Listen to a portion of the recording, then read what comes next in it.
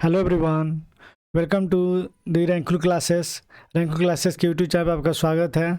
तो फ्रेंड्स, आज है 7 अप्रैल 2026। तो 7 अप्रैल से बनने वाले मोस्ट इम्पोर्टेंट करंट अफेयर को आज की इस वीडियो लेक्चर में हम लोग देखेंगे। तो चलिए वीडियो को स्टार्ट करते हैं। वीडियो को स्टार्ट करने से पहले फ्रेंड मैं आपसे रिक्वेस्ट करूंगा कि अगर आप मेरे यूट्यूब चैनल पर पहली बार आए हैं तो प्लीज़ चैनल को सब्सक्राइब कर लें और बेल आइकन प्रेस करना ना भूलें, ताकि इसी तरह का वीडियो का नोटिफिकेशन सबसे पहले आपको मिलता रहेगा। तो चलिए देखते हैं आज का क्लास, देखते हैं आज का पहला क्वेश्चन। जो हमारा आज का पहला क्वेश्चन है कि हर साल 5 अप्रैल को राष्ट्रीय समुद्री दिवस, जिसको आप नेशनल मैरीटाइम डे बोलते हैं, मनाया जाता है। वह 2026 में इसका कौन सा संस्करण जो है वो मनाया जा रहा है। तो इसका जो आपका राइट आंसर होगा वो हो जाएगा 63वां जो संस्करण जो इस बार का मनाया जा रहा है। भारत एक समुद्री शक्ति है और 1919 में आज ही के दिन एसएस लॉयल्टी नाम से जो है आपको पहला भारतीय जहाज ब्रिटेन गया था, जो गुलामी के समय में एक बड़ी उपलब्धि थी। और 2026 में इसके 63 साल पूरे हो चुके हैं और इसी के समक्ष में ये राष्ट्रीय समुद्री दिवस जो मनाया जाता है।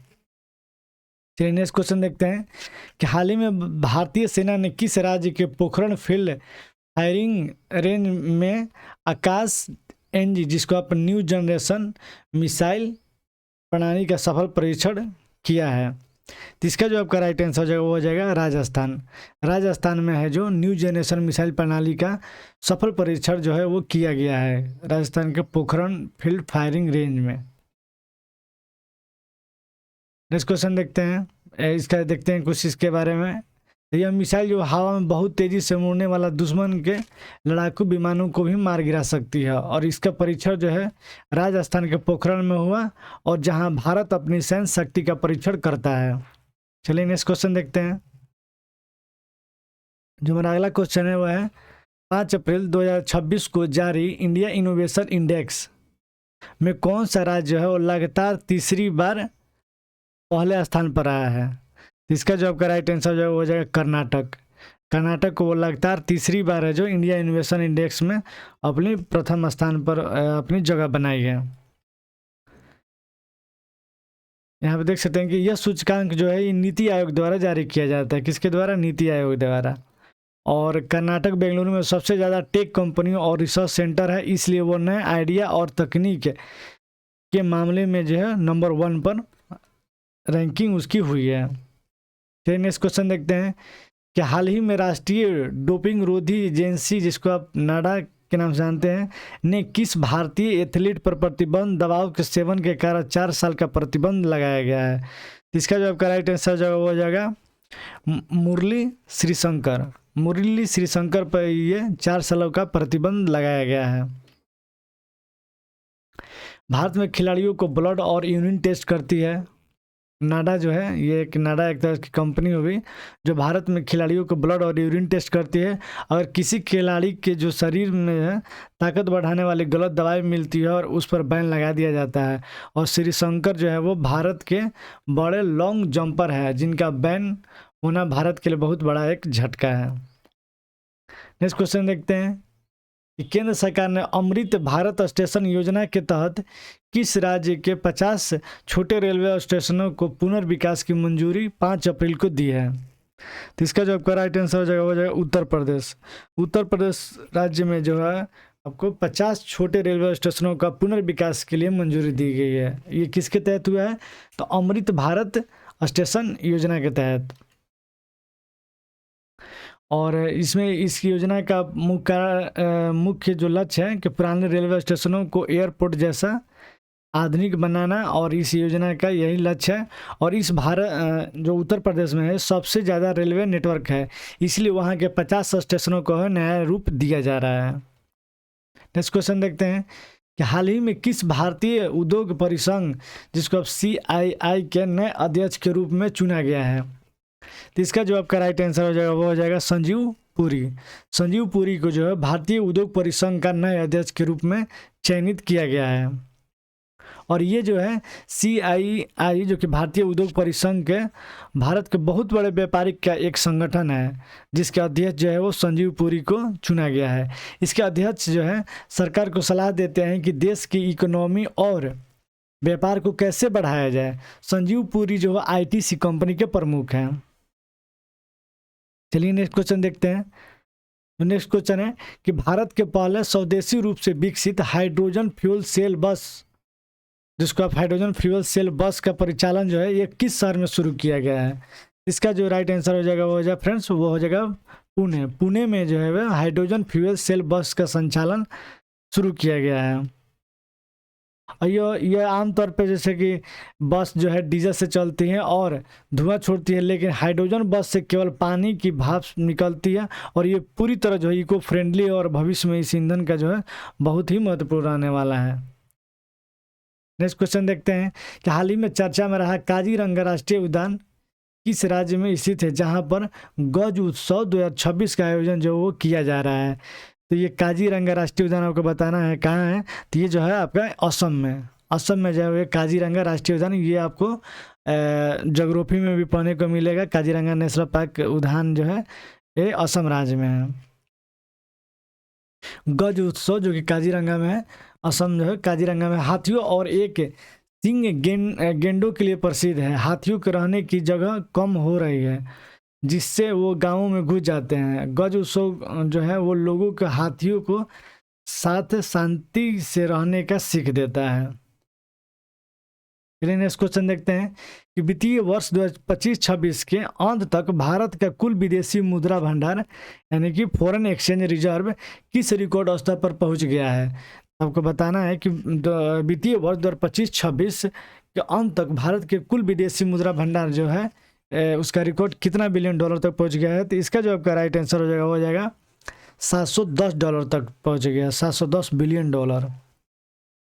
और ये भारत का गुल्लक है जिसे डॉलर और सोना रखा होता है। जितना ज़्यादा भंडार होगा भारत की अर्थव्यवस्था उतनी ही सुरक्षित मानी जाएगी। भारत अब दुनिया के टॉप देशों में शामिल है। नेक्स्ट क्वेश्चन देखते हैं। हाल ही में किस राज्य सरकार ने मुख्यमंत्री कन्या सुमंगला योजना की राशि जो है 15,000 से बढ़ाकर 25,000 कर दी है? तो ये आपको बताना है कि मुख्यमंत्री कन्या सुमंगला योजना है कहाँ पर, किस राज्य में ये स्टार्ट किया गया है? तो आपको ये उत्तर प्रदेश में ये स्टार्ट किया गया है, यानी कि सी जो है आपका राइट आंसर हो जाएगा।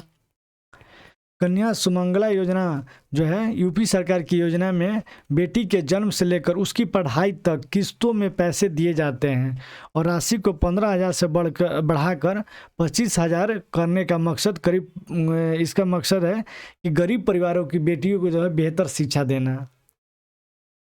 नेक्स्ट क्वेश्चन देखते हैं कि 5 अप्रैल को मनाए गए बाबू जगजीवन राम जी की जयंती को किस रूप में मनाया जाता है? तो आपको बताना है कि जो बाबू जगजीवन राम की जयंती है जो हर साल 5 अप्रैल को मनाया जाता है, तो वो किस रूप में मनाया जाता है? तो 11 का जो आपका राइट आंसर हो जाएगा वो हो जाएगा समता दिवस। समता दिवस के रूप में आपको ये बाबू जगजीवन राम जयंती मनाई जाती है। बाबू जगजीवन राम भारत के पूर्व उप प्रधानमंत्री थे। उन्होंने दलितों और पिछड़ों के अधिकारों के लिए काम किया, इसलिए उनकी जयंती को समानता और समता दिवस के रूप में मनाया जाता है। नेक्स्ट क्वेश्चन देखते हैं कि हाल ही में किस भारतीय राज्य ने अपनी पहली आर्टिफिशियल इंटेलिजेंस जिसको आप AICT बनाने की घोषणा की गई है? तो इसका जो आपका राइट आंसर हो जाएगा वो हो जाएगा उत्तर प्रदेश। उत्तर प्रदेश को जो AICT बनाने की घोषणा की गई है। और यहाँ पे जैसा आपको पता है कि वो बेंगलुरु को जो सिलिकॉन वैली कहते हैं, क्योंकि वहाँ पे बहुत सारे IT सेक्टर है। वैसे ही लखनऊ को भी AI हब बनाने की तैयारी हो रही है। यहाँ ऐसी कंपनियाँ होगी जो चैटबॉट्स, रोबोटिक्स और भविष्य तकनीक पर काम करेगी। नेक्स्ट क्वेश्चन देखते हैं कि हाल ही में किस देश ने फेन्यूल 3G नामक अपना नया मौसम उपग्रह जो है वो लॉन्च किया है? कौन सा? फेन्यूल 3G। ये जो है चीन के द्वारा आपका लॉन्च किया गया है और यह एक जो है मौसम उपग्रह है और यह बारिश की एक एक बूंद और बादलों की हलचल को ट्रैक करता है ताकि बाढ़ जैसे आपदाओं से पहले ही बचा जा सके। नेक्स्ट क्वेश्चन देखते हैं कि संयुक्त राष्ट्र यूएन की रिपोर्ट के अनुसार 2026 में दुनिया का सबसे तेजी से बढ़ती अर्थव्यवस्था फास्टेस्ट ग्रोइंग इकोनॉमी कौन सी होगी? इसका जो आपका राइट आंसर होगा वो हो जाएगा भारत। भारत जो है अर्थव्यवस्था में जो है उसकी 4th रैंक है, वो जापान को पीछे कर यहाँ पे 4th रैंक हम लोग का अर्थव्यवस्था में आ गया है। पहला कौन सा है? तो वो हो जाएगा यूनाइटेड स्टेट अमेरिका। भारत जो सबसे तेजी से जो बढ़ती अर्थव्यवस्था संयुक्त राष्ट्र यूएन का मानना है कि जहां अमेरिका और यूरोप की रफ्तार धीमी है वहीं भारत की बाजार तेजी से बढ़ रहा है, और इसका कारण यह है कि बड़ी आबादी और बढ़ता डिजिटल व्यापार। नेक्स्ट क्वेश्चन देखते हैं कि हाल ही में नाटो देशों ने अपना सबसे बड़ा सैन्य अभ्यास